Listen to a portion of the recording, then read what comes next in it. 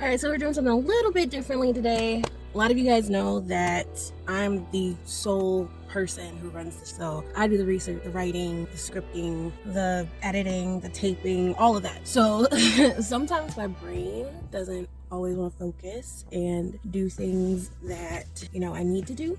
So I am working on a script right now. I'm working on Marianne Cotton. So that will be coming up, but I didn't want to let the week go by without dropping a video. So we're going to be looking into scary, true ghost stories today. And I'm intrigued. I'll be adding some commentary here and there, but I'm mostly going to read them. I picked these up off of Reddit. I will be placing the words to the story. But first, and you know the deal, we got to do the intro.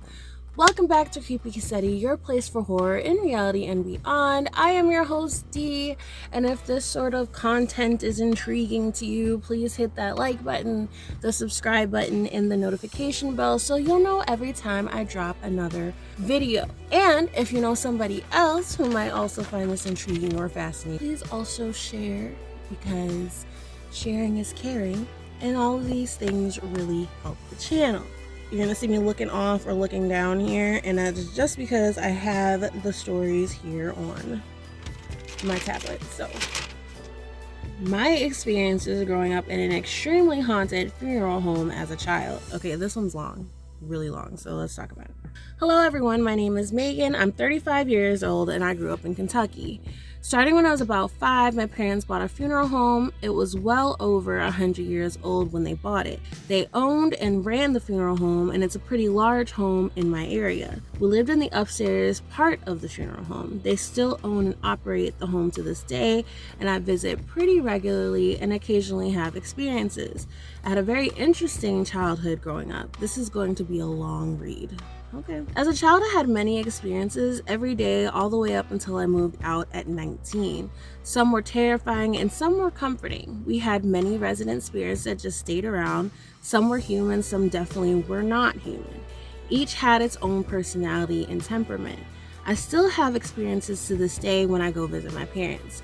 The first experience I remember is when I was about 6 years old. I was sitting on the couch in one of the viewing rooms, and I got the feeling of being watched. I looked up and saw a woman standing in the corner of the room. She was a young woman in her mid-20s. She was wearing a black dress. She was very pale and she had long red hair. I stand a redhead. She smiled and waved at me and then said, "Hello, little girl." I said hello back and she smiled again, then disappeared. She would become known as Alice.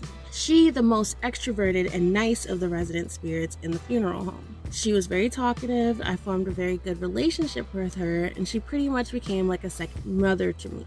She was the matriarch spirit in the funeral home. Here's a summary of my experiences with her. I would see her almost every day, standing in corners or in the middle of a room. She was always smiling and she always said hello. When I would get off the bus from school, she would always be standing there when I would walk in the door to greet me. She would smile and say hello, then she would ask how my day was. I would say hello and tell her about my day, and then she would disappear. One time in high school, I snuck out to go to a party, and she appeared to my mother in her bedroom and told on me. My mother was waiting in the upstairs for me in the kitchen when I returned. Damn, she snitched on you, dog. She protected me from one of the darker non-human spirits that hung out in the embalming room. The first time I wandered into the embalming room right after we moved in, I saw a spirit that definitely didn't seem human. It looked like a young girl that was wearing a gray t-shirt and black pants. Its skin was like scales. It was reptilian looking. It had a forked tongue like a snake and red eyes. The first time I saw it, I had wandered into the embalming room for the first time, and I was exploring right after we moved in. I heard a loud growl and looked up, and it was just standing there staring at me. I wonder what this thing actually looked like though. I was paralyzed with fear. It looked at her and kind of leaned its head to the side like a dog that's curious about something. She told it to leave me alone and growled and took a step towards me. Alice then stepped in front of me, and this reptilian thing looked absolutely terrified. Then Alice stuck her arm out and this thing started to levitate and was choking. How does a ghost choke though? It could be a demon, I guess. I don't know. It's energy. I'm not really understanding, but it's fine. It looked like the Darth Vader choke. Alice then moved her arm to the side and it flew into the wall and disappeared. After that, Alice turned around, got on her knees in front of me and told me to be more careful and then disappeared. I don't know if Alice is human, but I'm not sure. You guys can tell me what you think. She's seemingly very powerful. Could be a ghost witch. Pretty cool to me. Now to give a summary of my experiences with reptilian spirit. Okay, 1, the experience with Alice protecting me. 2, one time I saw it in one of the hallways and it climbed up the wall onto the ceiling and just stared at me and growled and then disappeared. I saw it every time I walked in or past the embalming room. It would just stand there and stare. What is this thing's fascination with the embalming room though? Like, was it involved in there? Like, I don't get it. There was a spirit of a little girl that hung. Okay, kid ghosts are the creepiest shit in the world. I can't. Kid ghosts are scary as fuck. It never attacked me. I think it was because Alex scared it to death. Apparently it's already dead, so. Now to talk about the spirit that we called the Gray Man. We would see him in the chapel. He was tall and was wearing a gray suit and a black tie. Most of the time, he just stood there. Sometimes he would wave. He was an older man. He never really bothered anybody, typically just kept to himself. He was quite protective over the organ in the chapel. Maybe that's what he was attached to.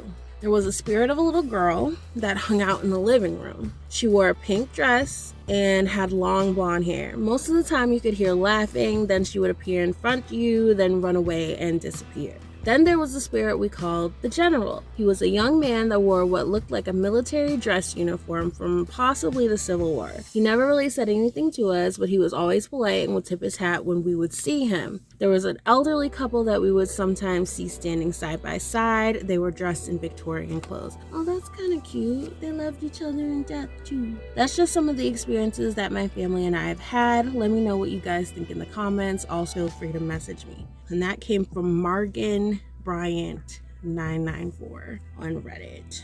Some people in those comments are suggesting that Alice is a spirit guide. Very cool. I could not. To know that like just a few floors, like a couple of floors down or one floor down is a room where there's a body waiting to be prepared and submitted into the ground would just really creep me out. See, I had the misfortune of being like 4 or 5 when MTV started replaying the Thriller music video, and I have been both fascinated and thoroughly freaked out by death ever since. So make sure you guys are watching what your kids are consuming, because then they might just be a 30-year-old woman in her closet reading ghost stories to a camera, still mildly freaked out. This one was really interesting for multiple reasons, because I've never traveled outside the US. I know that's so lame, right?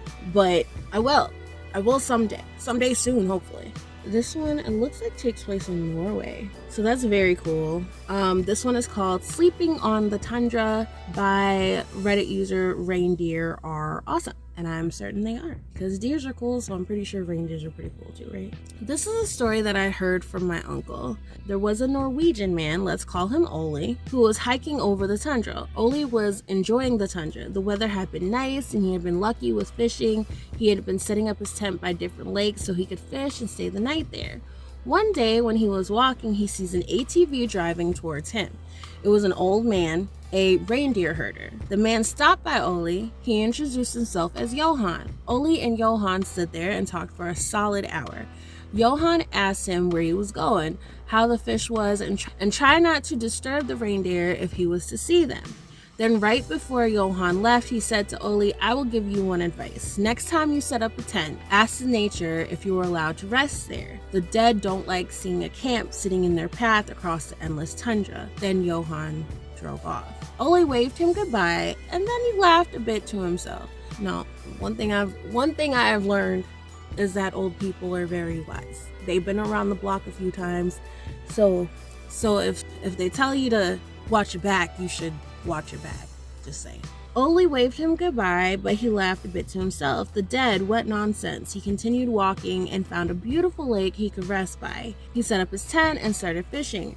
Hours went by and it was turning dark. Since this was late August, the midnight sun had stopped shining and would be pitch black in the night. As it turned dark, Ole decided that it was time to sleep. He ate the Arctic char that he caught and went to sleep. But as he was laying down, he felt a cold chill running down his spine. It wasn't cold outside or anything, but he was still cold. Ole crept inside his sleeping bag and can feel that he was warm again. An hour went by. Suddenly he hears something outside, a clicking sound, and it's coming closer to the tent. Ole grabbed his flashlight and went outside. He shined a light towards the sound. He saw a small group of reindeer running away into the darkness. A small sigh of relief for Ole. Ole went inside his tent again and went back to sleep.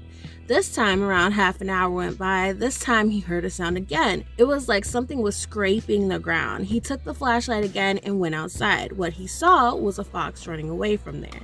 Again, he went back to sleep. If all these animals are running away from the general physician, you might want to follow suit. That's all I'm saying. Again, he went back to sleep. Again, an hour went by. Ole woke up. Again, this time it was like someone was walking outside. Ole thought to himself that it was probably just another animal walking around, but the footsteps didn't go away. Ole took his flashlight and went outside, but this time there was nothing there. He looked around, nothing. He thought that maybe he was imagining things. Ole went to his tent again and went to sleep, but this time he wasn't falling asleep. He laid for quite some time before finally falling asleep. But not even 10 minutes later, he felt a cold breeze coming in. He woke up to see the tent door being open. He was pretty sure that he closed it, but since it was getting a bit hot inside the tent, he decided to keep the tent open. He slept for some time. When he suddenly woke up, his eyes widened into dinner plates as he saw something in the door. 2 white hands were reaching for his legs. Oh shit, no. Before he could react, the hands grabbed his legs and started pulling him out of the tent. He was pulled out of the tent. The hands let him go. Ole ran back in the tent to get his flashlight, but as he shined a light, there was no one there. Okay, no. Only the pitch black tundra was in front of him. The night went by, but this time Ole didn't sleep. He laid there for hours until morning, but suddenly he got the urge to pee and had to go outside. It was still dark outside, but Ole could see a bit. When he went outside the tent, he saw something. On a nearby hilltop was a human-looking silhouette. Besides the human was a reindeer silhouette. Ole blinked his eyes, but it was nothing there.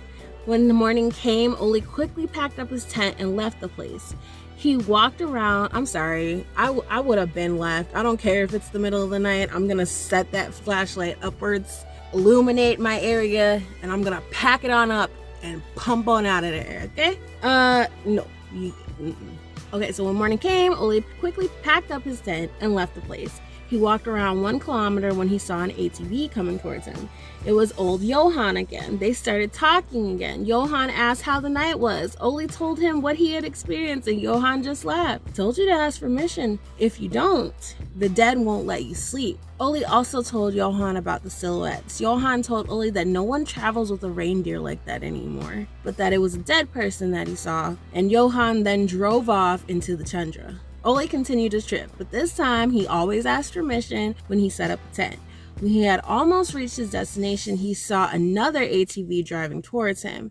It was a young man named, I try to figure out how to pronounce Ovlla, which is the name of the person that Johan came across the second time. I can't find how to pronounce that, so we're just gonna call him Ovlla. Let's just call him Ovlla. Ole continued his trip, but this time he always asked permission when he set up a tent. When he had almost reached his destination, he saw another ATV driving towards him. It was a young man named Ovlla. Ovlla stopped by Ole and they talked for a bit. Ole asked Ovlla about Johan. Ovlla just laughed. Oh gosh, I don't know how to pronounce that either. Duatar Johan of the Tundra, is a relative of mine. He might seem a bit weird, but he is one of the wisest people I know of. He has taught me a lot, especially about asking for permission when setting up a camp. In Sami culture, we always ask for permission before setting up our camp or building something. It's a way to get peace. People who don't do this will not have peace. It's also a way to respect the dead, as to remember that this land was their home. So, the Sami culture is the oldest culture in large areas of northern Norway and is currently experiencing a strong renaissance. The Sami people live in 4 countries: Norway, Sweden, Finland, and Russia. The total population in these 4 countries is estimated at approximately 80,000, of whom around half live in Norway. Well, we learned something new today, didn't we? So let me know, guys, in the comment, which of these 2 stories are you most interested in? What would you tell these authors? Do you believe in ghosts? I kind of believe that, being that science will tell you energy can't be destroyed, that would mean it has to, the only thing that it can do is transfer. And I guess who's to say there aren't fragments of energy being left when people leave this mortal coil? Let's call it that.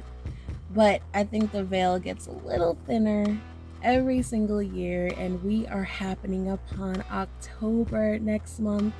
So I am really looking forward to that. If you guys have any video ideas for the coming month of October, maybe more scary stories, let me know in the comments below, and I will see you all very soon. Take care, guys.